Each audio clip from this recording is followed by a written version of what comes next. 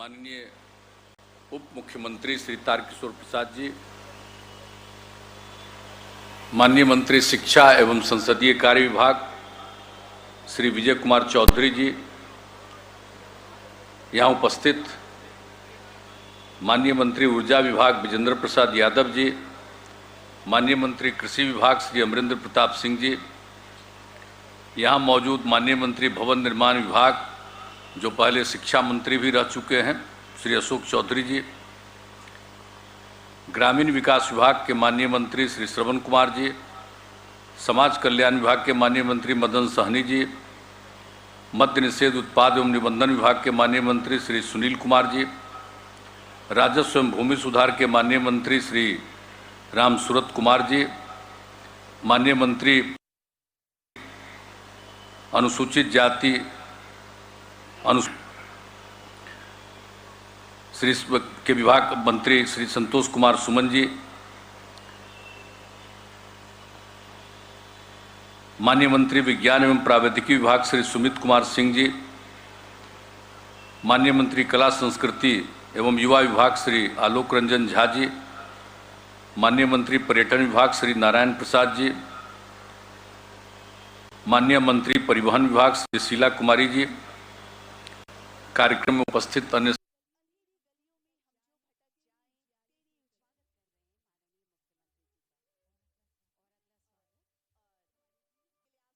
और यहाँ उपस्थित बिहार राज्य आपदा प्रबंधन प्राधिकरण के माननीय उपाध्यक्ष आदरणीय उदयकांत मिश्रा जी,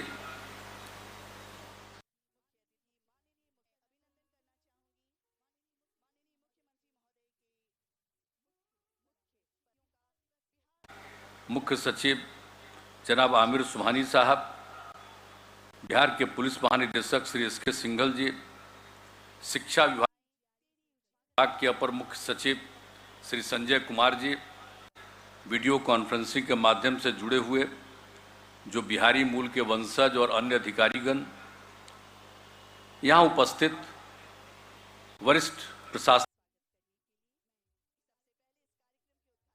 पदाधिकारीगण, पुलिस पदाधिकारीगण, प्रिंट एवं इलेक्ट्रॉनिक मीडिया के पत्रकार मित्रों, छायाकार बंधुओं, कार्यक्रम में उपस्थित बहनों एवं भाइयों, ये बड़ी खुशी की बात है। 3 साल के बाद आज फिर गांधी मैदान में बिहार दिवस के कार्यक्रम में उपस्थित होने का मौका मिला। ये कार्यक्रम तो हम लोगों का चल रहा है 2010 से ही, जब उसी समय 2009 में ही इस पर चर्चा हुई कि हम लोगों को एक बिहार दिवस के बारे में सोचना चाहिए कि कब बिहार बना। तो इसके बारे में वैसे तो बिहार एक ऐतिहासिक है, सब कुछ है, लेकिन ये देखा गया तो जो भी अंग्रेजों के ज़माने में ही जब ये हुआ था, सब लोग बंगाल के हिस्सा थे और उसी में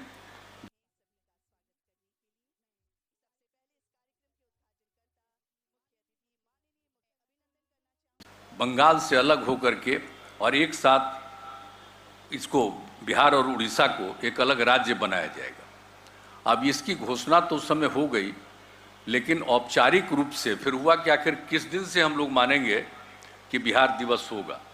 तो वही जब औपचारिक रूप से और कई चीज़ों का पूरे इतिहास का अध्ययन किया गया और उसी में देखा गया कि भाई जो 22 मार्च 1912 को इसके बारे में औपचारिक घोषणा की गई आधिकारिक कि बिहार एक अलग राज्य हो।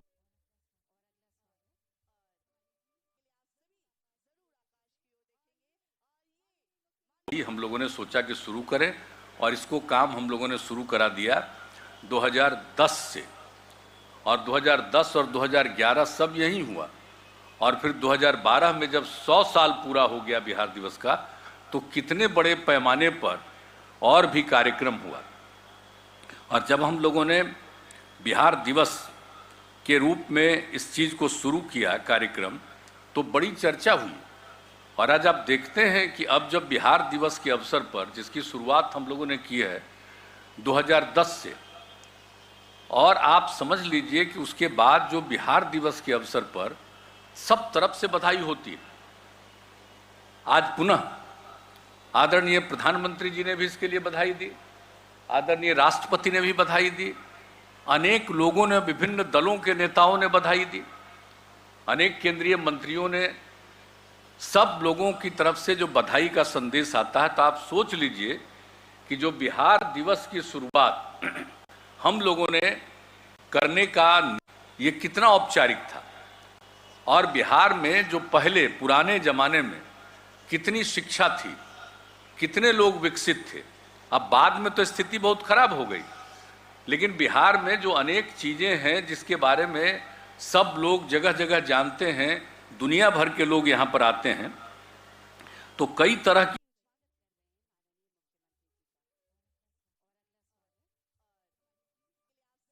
कार्यक्रम हो रहा है कि चारों तरफ से सब तरह का कार्यक्रम तो हो ही रहा है। आज पर्यटन विभाग द्वारा ड्रोन शो का एक विशेष आयोजन किया गया। अब इसके बाद ड्रोन शो का भी सब लोग प्रदर्शन देखेंगे, सब कुछ काम को देखेंगे, तो ये बड़ी भारी चीज़ है। और जो कुछ भी बिहार दिवस के अवसर पर जो कार्यक्रम प्रारंभ से ही किया गया है और बिहार के बारे में जो इसकी महत्ता है, ये सब लोगों को पता है। और जिस प्रकार से आप जानते ही हैं कि विभिन्न धर्मों की हृदय स्थली रही है, यही है बिहार का ही है बोध गया। अब आप समझिए कि वो भगवान बुद्ध को ज्ञान की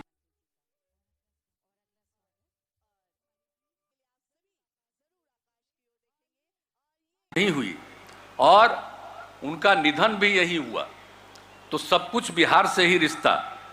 उसके अलावा आप जानते हैं कि सिख धर्म जो बना, आगे बढ़ा, लेकिन जो सबसे पहले इसके बारे में सोचना शुरू किया था, जो प्रथम गुरु कहे जाते हैं गुरु नानक देव जी महाराज, बिहार में पधारे थे। अनेक जगहों पर वो गए थे, बिहार में भी पधारे। और जो 9वें गुरु तेग बहादुर जी साहब भी यहाँ पर आए थे, और वो यहाँ से कहीं चले गए तो फिर उन्हीं के परिवार के लोग यहीं पर रहे। और यहीं पर जो 10वें गुरु माने जाते हैं और जो सर्वंशदानी गुरु गोविंद सिंह जी महाराज, उनका जन्म यहीं हुआ। और आप सबको मालूम है कि 350वें जन्म दिवस के अवसर पर किस प्रकार का आयोजन बिहार में करवाया गया। पटना साहिब में, इस गांधी मैदान में भी उसका आयोजन किया गया। तो हर तरह से ये सारे काम किए जाते हैं। और बिहार सूफी संतों की भी कर्मभूमि रही है। सूफी संतों के कार्यस्थल जैसे मनेर शरीफ, बिहार शरीफ, खानकाह मुजीबिया, आप समझ लीजिए, खानकाह मुनीमिया, मित्तन घाट आदि अनेक जो है विकास और सौंदर्यीकरण तथा पर्यटकीय सुविधाओं का कितने जगहों पर निर्माण कराया गया। तो हर प्रकार से आप देखिएगा तो बिहार में तो इन सब चीज़ों को काफ़ी भूमिका रही है। और आप सब जानते हैं कि ये तो प्राचीन भारत का जो शक्तिशाली राजवंश रहा है, मौर्य राजवंश, जिसकी स्थापना चंद्रगुप्त मौर्य के द्वारा की गई, और सम्राट अशोक इस राजवंश के सबसे पहले शक्तिशाली और विश्व प्रसिद्ध शासक रहे। ये सब यही की बात है।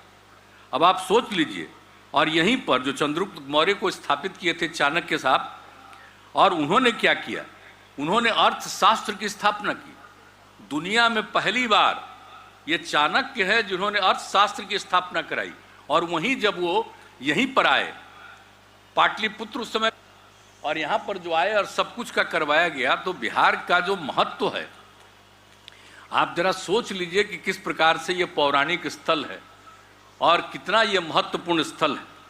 तो ये सब चाणक्य महोदय का भी, और उसके अलावे आर्यभट्ट भी यहाँ है। आज से 1500 साल पहले की बात है। उन्होंने शून्य का आविष्कार किया और पूरी धरती के बारे में, पूरी उसकी पूरी पृथ्वी की परिधि की गणना की। ये कौन किया सबसे पहले, और सब यही। तो आप समझ जाइए कि बिहार का कितना बड़ा इंपॉर्टेंस है। कितनों अगर चारों तरफ से देखिएगा, अगर पुराने इतिहास को देखिए तो कितना महत्वपूर्ण। और यही कारण है कि जब हम लोगों ने बिहार दिवस के अवसर पर इन सब चीज़ों को याद करने की शुरुआत कराई और सब लोगों को आज कितना हो रहा है। और आज जब जो बिहार दिवस के अवसर पर जब यहाँ पर अनेक कार्यक्रम होते हैं, हम लोग देख रहे हैं, आपदा के काम में भी देखा कि किस तरह से लोगों को ज्ञान देना, कैसे बचाइए, और नई पीढ़ी के बच्चों को किस तरह से एक एक चीज़ को बताया जा रहा है कि किस तरह से कोई संकट आवे कैसे उससे बचना चाहिए।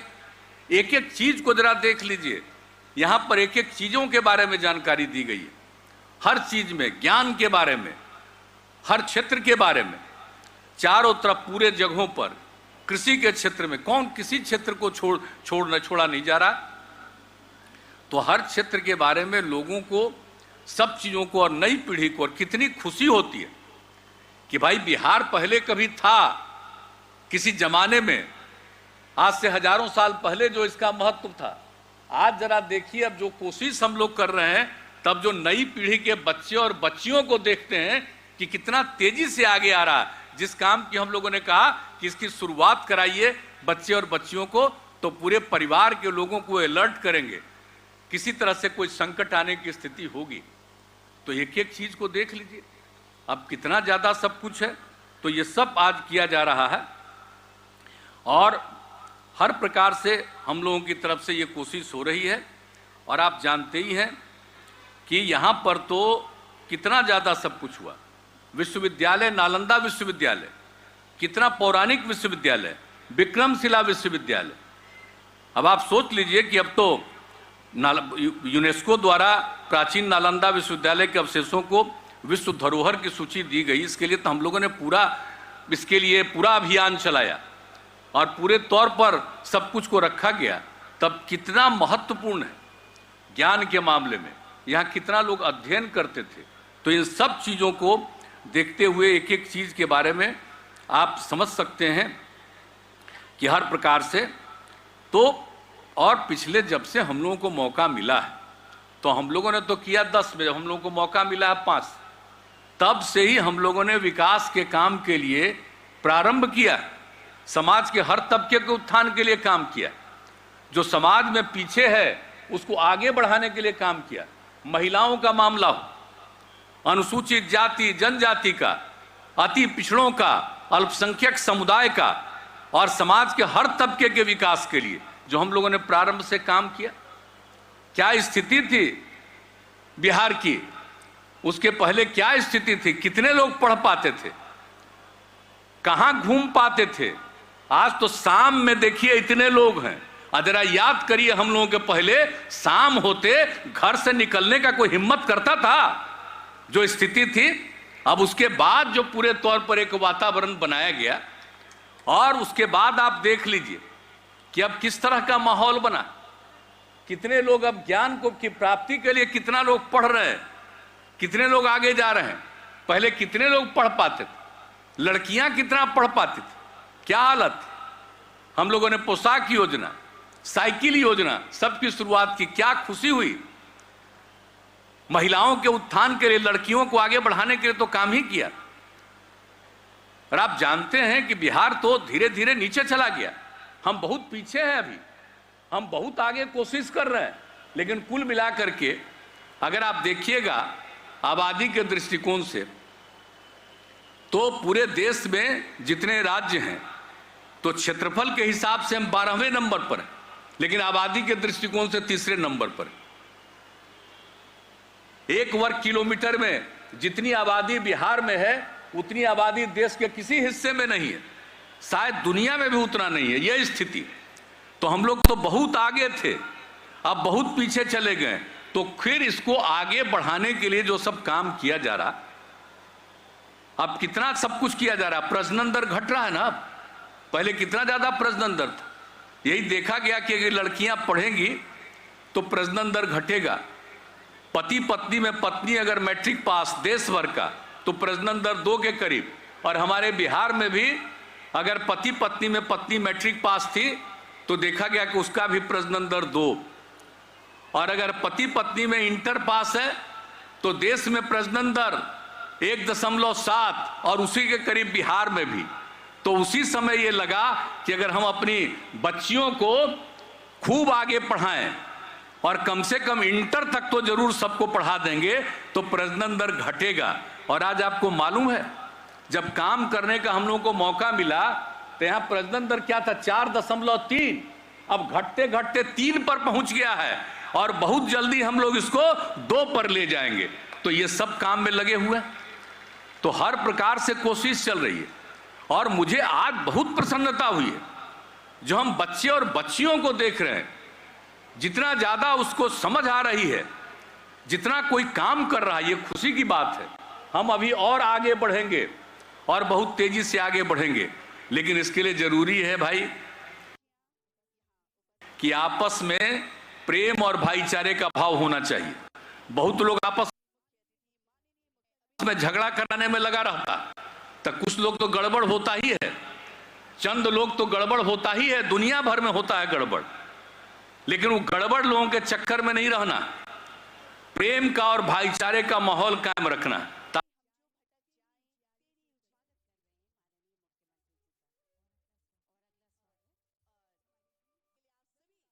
इतिहास सबको मालूम होना चाहिए, और अब जो किया जा रहा है और कैसे और बेहतर ढंग से आगे बढ़ाएंगे, सब कुछ काम होगा।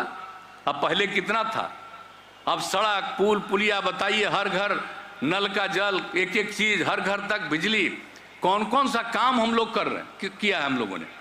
और उसके अलावे और तेजी से हम लोग कर रहे हैं कि हर चीज जो बनाएंगे, सड़क बनाएं, पुल पुलिया बनाएं, कोई भवन बनाएं, सबको मेंटेन करके रखना, और उसके लिए सारा काम।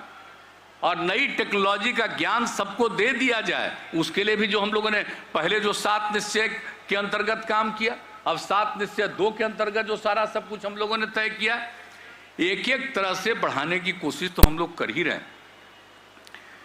तो ये सब काम तो होगा ही, लेकिन इन सब चीजों के अलावे और भी बहुत आवश्यक है कि हम लोग एक ही चीज को पूरे तौर पर देखते रहें। आज के बारे में जैसे कह रहा कि आज का खास थीम है जल जीवन हरियाली अभियान। अब आप सोच रहे हैं ना, अभी तो बता रहे थे माननीय शिक्षा मंत्री जी, इन्होंने तो बता दिया पुराना इतिहास, 2019 की कहानी बता रहे थे। और उसी समय हमने कहा, एक कार्यक्रम में हमको बुलाए हुए थे, नया नया बहाली किए थे, तो उसको बहाली का सर्टिफिकेट दे रहे थे, तो उसमें हमको भी बुलाए हुए थे विधानसभा के अध्यक्ष स्पीकर साहब, तो उसमें हम सब करते रहे। लेकिन उसी समय हमने कहा कि भाई एक जो सबसे जरूरी चीज है, वो जरूरी चीज है कि लोगों को जागरूक करना बहुत आवश्यक है। जलवायु परिवर्तन, दुनिया भर में जो जलवायु परिवर्तन की चर्चा हो रही है और नीचे जा रहा, हम लोगों को अपने यहाँ के बारे में सोचना पड़ेगा। और आप सोच लीजिए,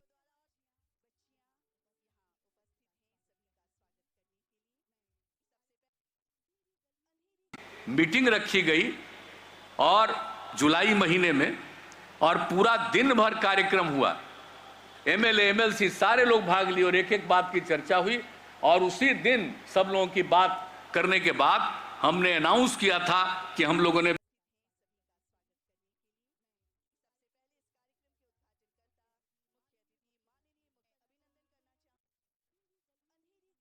के लिए जो जलवायु परिवर्तन हो रहा, और इसके लिए हम लोग रक्षा के लिए जो काम करेंगे, तो उसका नामकरण हम लोगों ने किया जल डैश जीवन डैश हरियाली।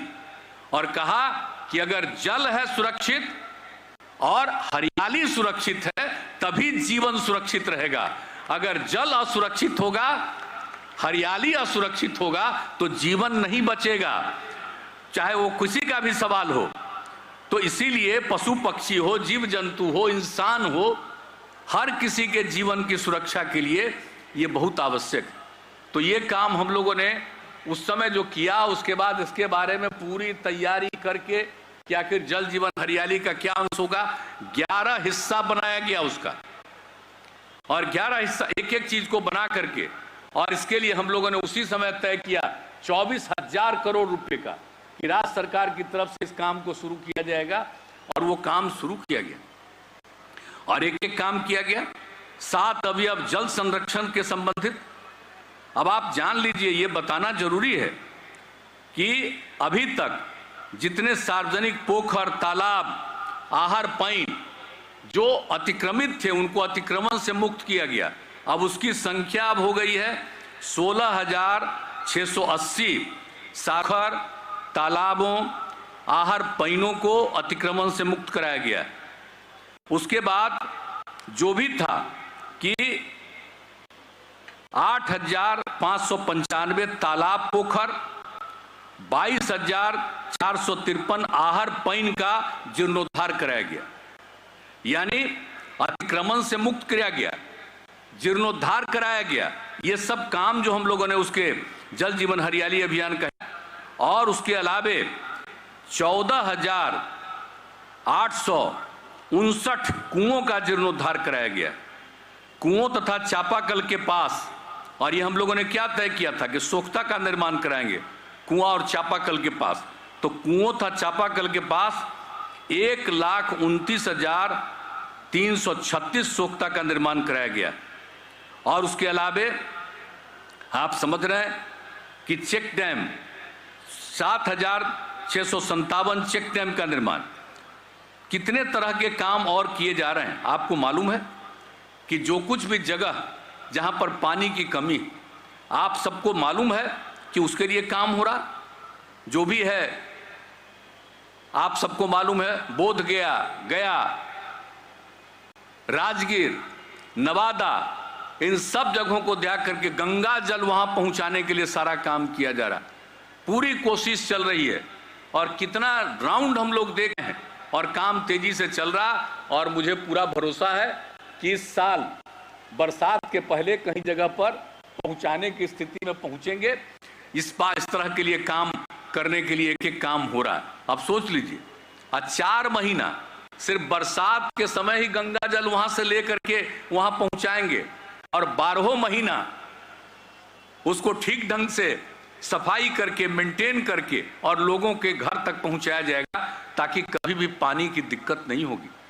और कितने टूरिस्ट आते हैं दुनिया भर के, ऐसी ऐतिहासिक जगह हैं, और वहां पर यह था। तो इसके लिए भी हम लोगों ने शुरू किया, और वह भी हिस्सा है जल जीवन हरियाली अभियान का, और वो भी काम किया जा रहा है, बड़े पैमाने पर काम किया जा रहा है। तो इस तरह से, और आप समझ लीजिए, नए जल स्रोतों का भी निर्माण किया गया है। 20,318 नए जल स्रोत सृजित किए गए। और आप सबको ये बता दें, जितना भी छत पर वर्षा होती है तो उसके लिए वाटर हार्वेस्टिंग स्ट्रक्चर के लिए 13,321 सरकारी भवनों में वाटर हार्वेस्टिंग स्ट्रक्चर का निर्माण कराया गया। और उसके अलावे ये तो पूरा 7 का हिस्सा हुआ। और उसके बाद एक हिस्सा है पौधारोपण। जैसे जल की रक्षा, तो उसी तरह समझिए हरियाली। अब पौधारोपण, तो हम लोगों ने तो पौधारोपण के लिए बिहार झारखंड एक साथ था। अब कोई चिंता नहीं करता था, झारखंड अलग हो गया, तब देखा गया कि बिहार में क्या स्थिति है, कितना बुरा हाल है। तो उसके स्थिति को देखते हुए हम लोगों ने जो इसके लिए पौधारोपण के लिए काम किया, कितने बड़े पैमाने पर किया। यहां पर जब बिहार से झारखंड अलग हुआ, और जो बिहार है उसका जान लीजिए कि हरित आवरण मात्र 9%, आप समझ लीजिए। और उसके बाद जो हम लोगों ने इस पर पूरा विचार किया कि काम करना चाहिए, और 2012 से जो काम करवाना शुरू किया, और उस समय जो हम लोगों ने तय किया था कि हम लोग 24 करोड़ पौधारोपण का लक्ष्य रखे। 2018-19 तक 22 करोड़ पौधे लगाए गए। और जब जल जीवन हरियाली अभियान की शुरुआत की, उसी का पार्ट इसको बनाया। और 2 आइटम हो चुका है 2 बार। आप समझ लीजिए, एक साल पिछले वर्ष के 1 साल पहले 3 करोड़ 95 लाख पौधारोपण किया गया, और पिछली बार 3 करोड़ 89 लाख से अधिक पौधारोपण हो चुका। और जो पहले आपका हरित आवरण 9% था, अब वो बढ़ करके 15% हो चुका है। का तो कम से कम हमारा लक्ष्य है, क्योंकि भाई देखिए हमारे यहाँ आबादी बहुत ज्यादा, क्षेत्र सीमित है, इसलिए हम लोग लाख चाहेंगे तो बहुत सीमा के आगे नहीं जाएंगे। लेकिन हम तो चाहते हैं 17% से भी, अभी तो हमारा लक्ष्य है, लेकिन उससे भी आगे और ज्यादा। और जितना सड़क बनाते हैं उसके अगल बगल में पेड़, और जितने सब जगहों पर वृक्षारोपण, सब जगह से करके हरियाली का वातावरण और जरा पहले का देखिए बिहार का हाल, और अभी जरा कहीं कहीं घूमिए और सही मायने में आपको दिखाई पड़ेगा पुराने जमाने की स्थिति से लेकर के अब तक, जब बिहार झारखंड एक था, किसी को कोई सोचता ही नहीं था, क्योंकि झारखंड में तो बहुत था उस इलाके में। लेकिन जब उसके बाद जब हम लोगों को लगा कि अब ये सब कुछ करना है, जो हम लोगों ने कराना शुरू किया, और वृक्षारोपण कितने बड़े पैमाने पर, 12 से तो हम लोगों ने विशेष तौर पर हरियाली मिशन की शुरुआत कराई थी। तो ये सब करते हुए अब हम लोगों ने इतना दूर किया है, तो ये भी काम समझ लीजिए, ये जल जीवन हरियाली अभियान का हिस्सा है पौधारोपण। और उसके बाद एक हिस्सा है हम लोगों का कृषि के क्षेत्र में, तो हम लोग काम कर ही रहे हैं। 2008 से कृषि रोड मैप, तीसरा कृषि रोड मैप चल रहा है। कितना कृषि की तरक्की हुई है, कितना बढ़ा है कृषि के क्षेत्र में बिहार। लेकिन उसके साथ साथ हम लोगों ने कहा कि भाई मौसम के अनुकूल कृषि होनी चाहिए। जिस इलाके में जो चीज उपयुक्त हो, और उसी पर कितना अध्ययन अब चल रहा। अब पूरे हर जिले में हम लोगों ने इसका इंतजाम कराया है, और हर जगह पूरा चीज करा के और लोगों को इसकी ट्रेनिंग दी जा रही। तो ये भी जल जीवन हरियाली अभियान का हिस्सा है, मौसम के अनुकूल।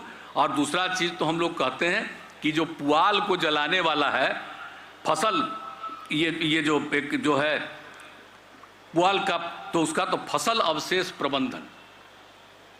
अब उसका जिस तरह से लोग जला रहे हैं, मैं तो विनम्रता पूर्वक आग्रह करूंगा सबसे, पूरे बिहार वासियों को, कि अब धीरे धीरे जैसे फसल बढ़ रहा है, तो इसका मतलब नहीं उसको जलाने वाला काम ठीक नहीं है।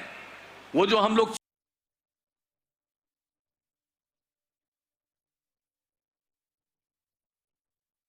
चाहते हैं जल जीवन हरियाली अभियान के अंतर्गत पूरे माहौल को ठीक करना, अगर उसको जलाते जाइएगा, ये कहां से बाहर का आदमी आकर के और उल्टा पुल्टा लोगों पर जाकर के ये कोशिश कर रहा है, सबको समझाने की कोशिश कर रहा। तो ये बात तो समझना पड़ेगा, और कृषि विभाग इसके लिए पूरा लगा हुआ, लोगों को बताना कि ये बहुत जरूरी है। मौसम के अनुकूल कृषि का एक दूसरा हिस्सा है फसल अवशेष प्रबंधन का। ये जो पुआल जलाने वाला चक्कर है, ये नुकसान पहुंचाएगा, हम लोग लाख पहुंचाएगा। जैसे एक तरफ हम लोग लाभ दे रहे हैं, और दूसरी तरफ कोई ना कोई आदमी, गड़बड़ तरह का आदमी, और वो इस राज्य का नहीं है, वो दूसरे राज्य का आ जाता है, इधर से उधर कुछ कुछ करता रहता है। और कितनी बड़ी बैठक हम लोगों ने की थी 2018 में, और 19 में कितना किस तरह से कार्यक्रम शुरू कराया। तो इस सब चीज को भी तो हम लोगों का ये जो जल जीवन हरियाली अभियान है, उसमें यह भी है, मौसम के अनुकूल कृषि कार्यक्रम में फसल अवशेष प्रबंधन का भी काम है, इसको भी हम लोगों को करना। और फिर सौर ऊर्जा,